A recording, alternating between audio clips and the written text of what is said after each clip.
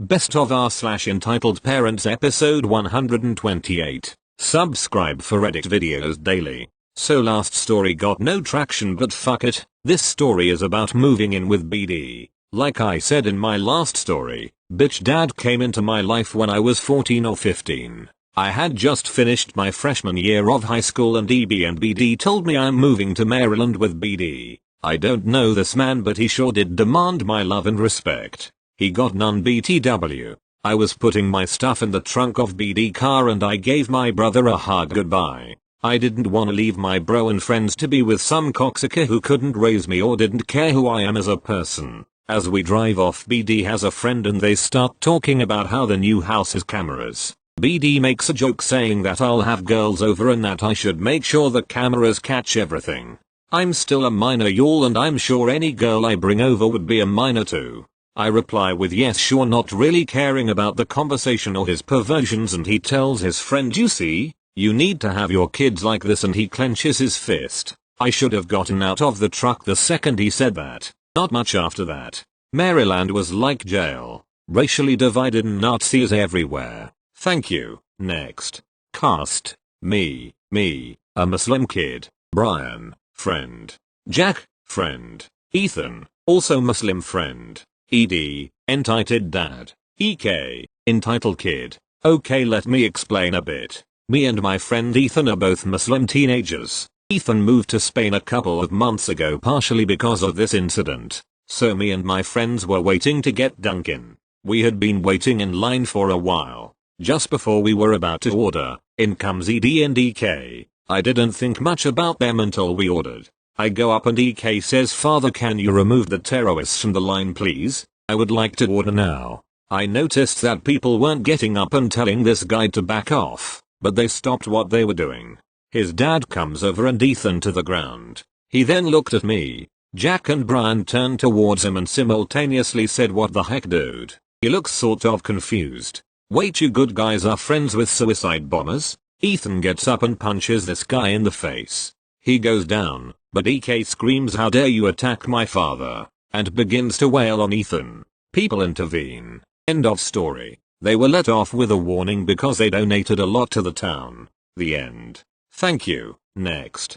Note, I already posted the story in entitled Redditors back when my account was too young to post here, but here we go. I live in southeast Louisiana, close to the New Orleans area, and back in February my family went to some Mardi Gras parades near my mom's friend's house. It was incredible. If you've never been to New Orleans during Mardi Gras season, you should definitely go before you get old. Anyway, we set up our tarp on the neutral ground, tucked in the back because we got there late. My younger siblings were acting up while we were getting ready, but it was okay. We could still see the floats and hear the music. The only real problem was the guy on our left. He had like 20 ladders, and he had maybe 6 or 7 kids with him. He had so many ladders that some of them even blocked us from the front. After the parades, he packed up all of his stuff and went to his hotel room a short distance away. Now, there's an unwritten rule in NOLA that if during Mardi Gras, you pack up your stuff and leave the neutral ground, you lose your claims to that land and other people can take it. This is why my mom, her friend, and her friend's son sleep in our tent in shifts when we go there so that we can keep our spot the next day. Works like a charm. And obviously, seeing as this guy had taken his stuff, our group expanded to the front, as well as a bit to the side. But then he came back with all his stuff in tow and asked my mom what we were doing on his land. My mom explained that it wasn't his land anymore since he had taken his stuff and left. He said that he got to have as much as he wanted since he had kids. At this point, I wanted to scream, "Our group has kids too, bitch." Because we did. My 2 siblings and I are all kids, and some of my mom's friends' other friends had come with their kids too. Then he actually put his hand on my mom's shoulder. After that, he put his tarp partially on top of ours. It overlapped by like 10 feet. I couldn't take it. I went over and kicked his tarp off of ours when he wasn't looking. The people on our right were sick of him too, and they talked to my mom and everyone from our groups agreed that we would combine tomorrow. Sorry if details are a bit sketchy. I found most of this out from eavesdropping on my parents. Thank you. Next. So my parents can act very entitled sometimes. especially when it comes to thinking they know medical issues. They are basically hypocrites too, because we have a family member we don't talk to anymore, who thought she was qualified to know medical issues. It was one of the many things they didn't like about her, but they do the exact same thing as what I'm about to tell. So about 3 years ago, I sliced my one finger open, pretty much right down to the bone at work. I had to get stitches, and the doctor gave me explicit instructions to not use my hand whatsoever until it heals. A few days later, my dad was going to my grandparents' farm to get a load of firewood.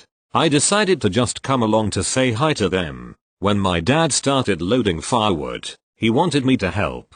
I told him I can't use my hand, so I can't load firewood. He got annoyed, and said it's just a cut. It's not gonna do any harm loading firewood. I stood my ground, and told him the doctor told me not to use my hand whatsoever until it heals. His response was, "Don't listen to the doctors. They just say that to cover their asses." I was getting annoyed, and told him the accident happened at work. If something happens, and I further worsen the injury, I'm up the creek without a paddle. He was refusing to listen, saying I can still help him, and that my cut isn't that bad. I said I'm listen to the doctor's instructions. I'm not doing anything with this hand, and that includes firewood, and I walked away. The next incident will take some explaining. I suffered a fall a few years ago. I was rushed to the hospital by my parents, and the doctors believed I had a massive seizure and it may have led to brain damage based on my behavior when I arrived to the hospital. They warned my driving license may be suspended,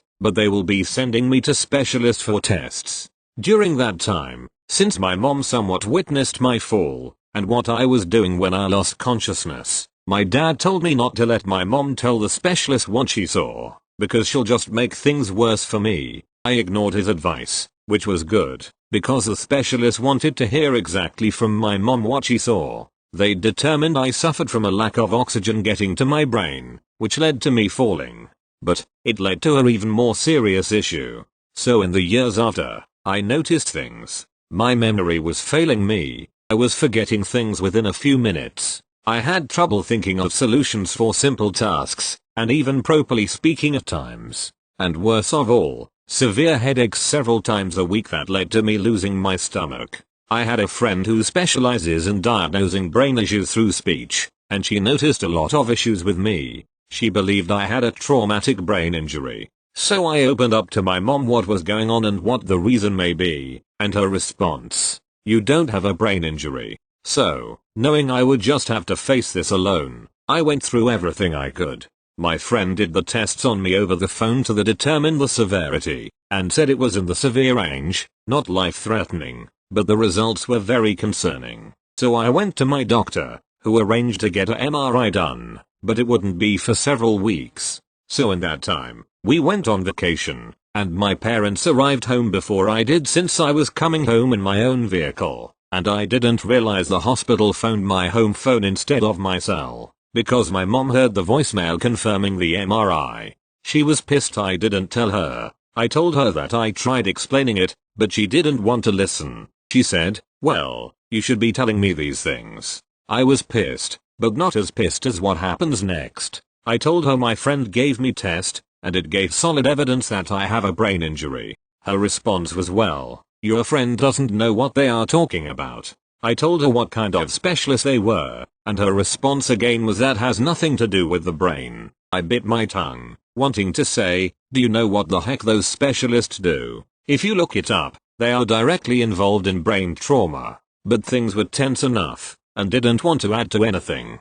From this point forward, my parents are aware of nothing else I have been doing, and still don't. So I get the MRI, which my friend warned may not show anything, which it didn't. She suggested I try and get to the same specialist she is for a more proper one-on-one test in person. I found one, and she performed the same tests my friend did, and she was equally concerned. So, long story short, my doctor agreed I had a brain injury, as he and the specialist tried getting me into a brain injury clinic for treatment, but my referral was declined because it had been too long since the incident. So they arranged for an occupational therapist to see me, to go over all the changes that need to happen at my job to help with the injury. And I'm on a type of medication now that stops the headaches. Since I started taking it back in September, I've been pretty much headache free, other than the occasional light one you get when say you're really tired or worn out. Still haven't told my parents anything.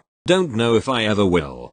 To me, as much as it would be great to throw that in their face saying the diagnosis is confirmed, if they are just gonna keep their minds that closed and be that hypocritical, it's not worth telling them that, or really anything. But who knows, maybe one day, based on their behavior, I'll finally snap and tell them. Thank you all for listening. Thank you. Next. This is Billiards pool, not a swimming pool. For your information, apart from that, enjoy the story. So you won't, but if you remember me, I made a post about an entitled mother trying to kick me from my pool team for assaulting her son. This time an entitled dad tries to kick me out of the tournament I am about to win for not letting his daughter win. I am so selfish. Mind you, this is a big competition with professionals competing. I am in the junior competition, but whoever wins gets to go to the best team in the whole of our city. It's a big deal. Cast: me, M, shy but very proud mum. Ed, entitled daughter. Ed, entitled dad. Em, same Em as before, not in Ed/Ed's family though. PM, pool manager, same guy as before, he got an upgrade. SG, security guard. So let's begin. I'm at this big competition very nervous because I am 12 and there's people 20 plus years older than me here, and less obviously. I win my first game like a breeze and second so on so forth. Then I play it and not gonna lie, it's not that bad. I win, barely, and move on to play even harder opponents and again barely win. But at that moment I see Em at the corner of my eye with her son who got moved to a new pool team. So I go to the PM as he remembers her and it goes like this. Me, hey PM, Em seems to be back, didn't you ban her? PM, yes I did actually, let me go speak to them. I continue to play my game. Then, Em, you can't kick Emmy out because of that little brat, you don't even run the place. Everyone starts to look and pause their game. PM, ma'am I do run the place now, please leave. I see my old teammate and say, Emmy, well I guess I am in for it again. Ed starts to walk over to PM with Ed. Now I taught PM what an entitled parent was, so he's always prepared. Ed, why are you kicking her out? How should kick him out? Emmy, he didn't even let my daughter win. I didn't let her win because it would have ruined my career, literally ruined it forever. PM, he didn't let her win because he needed that win. Ed, so did she. PM, I can't do anything about that. Em, wow how rude, I bet you his mum is a brat too. Emmy, I am sorry woman, do not speak about my mum like that ever again. Em, how dare you speak to your elders like that. At this point SG caught wind of the situation. Em and Ed, inaudible screaming. SG comes over and tells them both to get out and surprisingly they just leave.